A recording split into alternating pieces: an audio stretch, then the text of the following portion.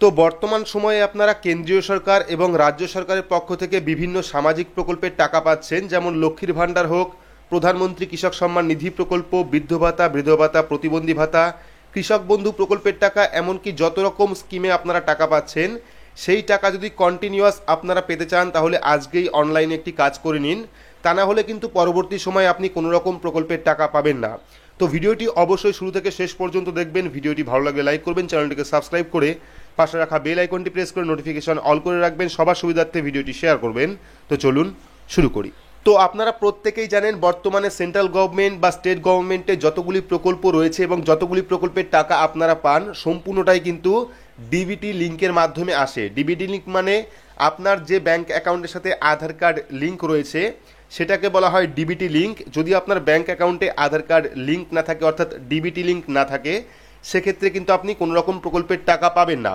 এইবার সমস্যাটা এখানেই হয়েছে, অনেকেরই কিন্তু ডিবিটি লিঙ্কটা চেঞ্জ হয়ে যাচ্ছে, অর্থাৎ ব্যাংকের সাথে যে আধার কার্ড লিঙ্ক, অর্থাৎ যে ব্যাংক অ্যাকাউন্টে আপনি আগে প্রকল্পের টাকা পেতেন বর্তমানে অনলাইনে গিয়ে আপনারা দেখবেন সেই ব্যাংক অ্যাকাউন্টটা কিন্তু পরিবর্তন হয়ে গেছে। তো কি পরিবর্তন হয়ে গেছে, কিভাবে আপনারা চেক করবেন, ডিটেলস আমরা দেখাবো।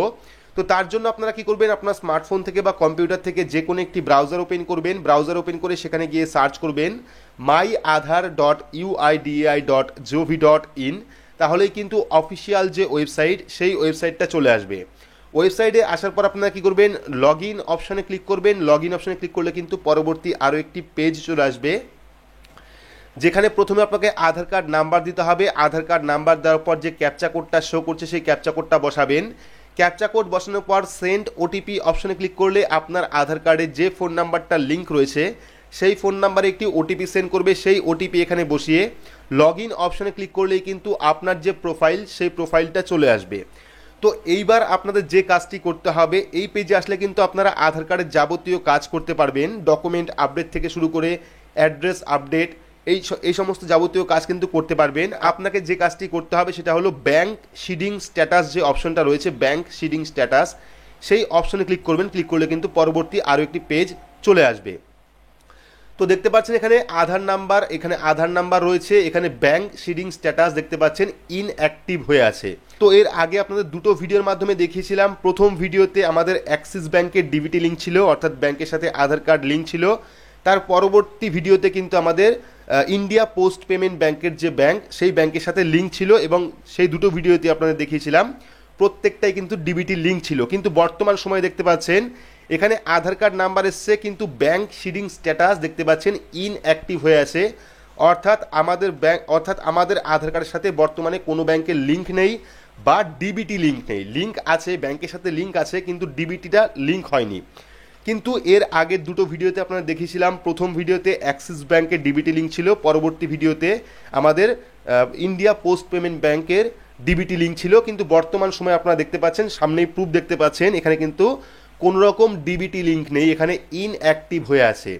দেখতে পাচ্ছেন please check with your bank to get your Aadhaar number link your bank account, অর্থাৎ এখানে বলা হচ্ছে আপনি ব্যাংকে যান, ব্যাংকে গিয়ে আপনার আধার কার্ডটি জমা করুন বা আধার কার্ডটি লিঙ্ক করুন, তারপরেই কিন্তু আপনার যে ডিবিটি লিঙ্ক সেটা কিন্তু কমপ্লিট হবে। তো আপনারাও প্রত্যেকে অনলাইন চেক করে নেবেন এই রকম সমস্যা আপনার ক্ষেত্রে হয়েছে কিনা, অর্থাৎ আপনার যে ডিবিটি লিঙ্ক সেই ডিবিটি লিঙ্কটা ইনঅ্যাক্টিভ হয়ে আছে কিনা।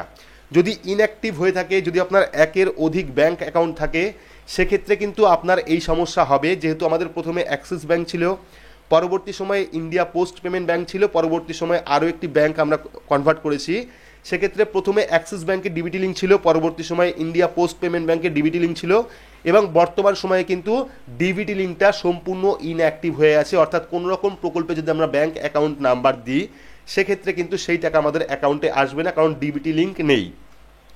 তো এই সমস্যা যদি আপনার হয়ে থাকে সেক্ষেত্রে নিয়ারেস্ট যে ব্যাংক অফিস বা আপনি যেখান থেকে বই করিয়েছেন ব্যাংকের বই, সেই ব্যাংকে গিয়ে আপনার যে আধার ডিটেলস সেটা জমা করবেন, বা আধার ইকেওয়াইসি যেটাকে বলে, ডিবিটি লিঙ্ক যেটাকে বলে, বা আধার কার্ড লিঙ্ক যেটাকে বলে, সেটা আপনারা অবশ্যই করিয়ে নেবেন, না হলে কিন্তু আপনিও এই সমস্যার সম্মুখীন হবেন এবং কোনো রকম প্রকল্পের টাকা কিন্তু আপনি পাবেন না।